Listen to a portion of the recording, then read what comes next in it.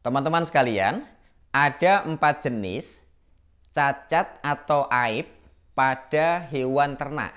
Kalau satu dari aib ini ada pada hewan ternak, maka hewan tersebut tidak boleh digunakan sebagai sembelihan pada momen Idul Adha.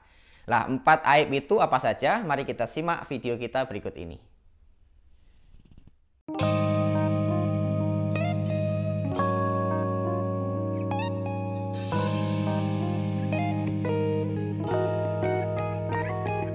Assalamualaikum warahmatullahi wabarakatuh. Alhamdulillahirabbil alamin hamdan wa syukran lillah. Teman-teman sekalian yang dirahmati Allah Subhanahu wa taala, masih dengan saya Ahmad Hilmi di channel Mas Hilmi Ngaji Fikih. Teman-teman sekalian, pembahasan kita masih seputar ibadah kurban pada momen Idul Adha. Namun pada kesempatan kali ini kita akan lebih fokus pada pembahasan jenis aib atau jenis cacat yang tidak boleh terjadi pada hewan yang akan kita kurbankan nanti.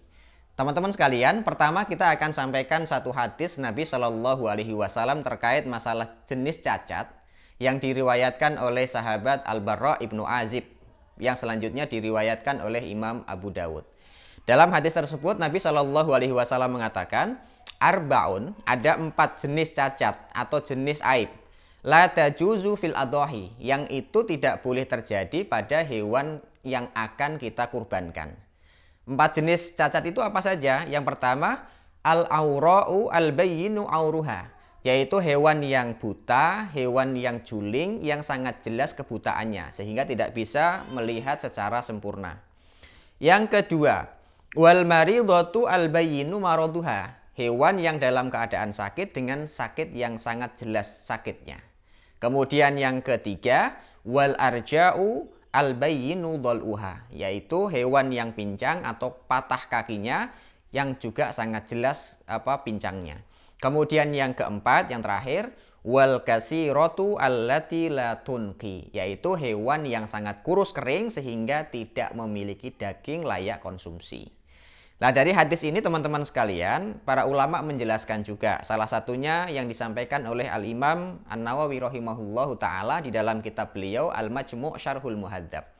Dalam kitab itu beliau mengatakan, la tujzi'u at-tadhiyah bima fihi aibun yang kusul lahma kal maridah, bahwa tidak boleh melakukan ibadah kurban dengan hewan atau binatang ternak yang memiliki aib, yang dengan aib itu bisa mengurangi daging, baik kurang dari sisi kualitas maupun kurang dari sisi kuantitas. Kal maridoh, seperti aib atau cacat yang berupa hewan sakit gitu.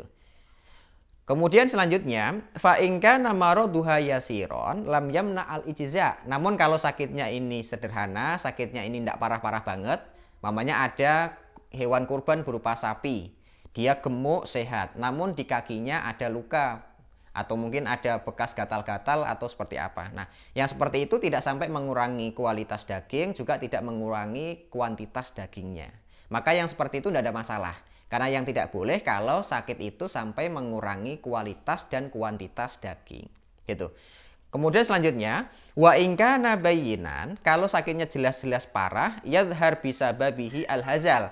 Dengan sakit yang parah itu menyebabkan hewannya kurus, kering, kemudian kelihatan kurang gizi mamanya.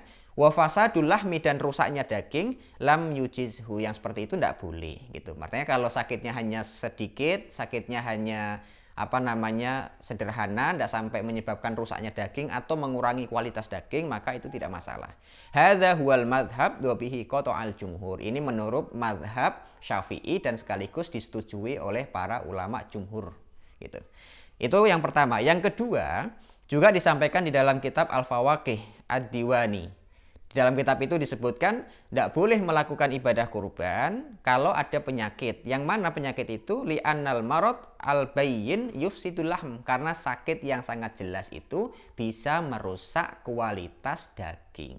Nah, karena di dalam Islam juga, karena ini akan dibagikan kepada banyak orang, maka selain kita mengorbankan apa yang kita punya, namun juga kurban yang kita lakukan itu mestinya memiliki kualitas yang baik. Jangan sampai justru nanti habis makan daging menyebabkan penyakit pada orang-orang yang mengkonsumsi daging tersebut.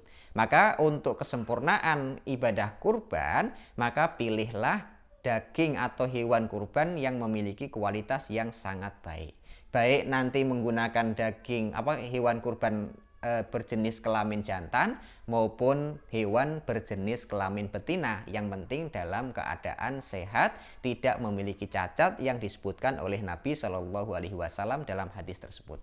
Baik, demikian teman-teman sekalian, semoga bermanfaat. Aku qouli hadza. Assalamualaikum warahmatullahi wabarakatuh.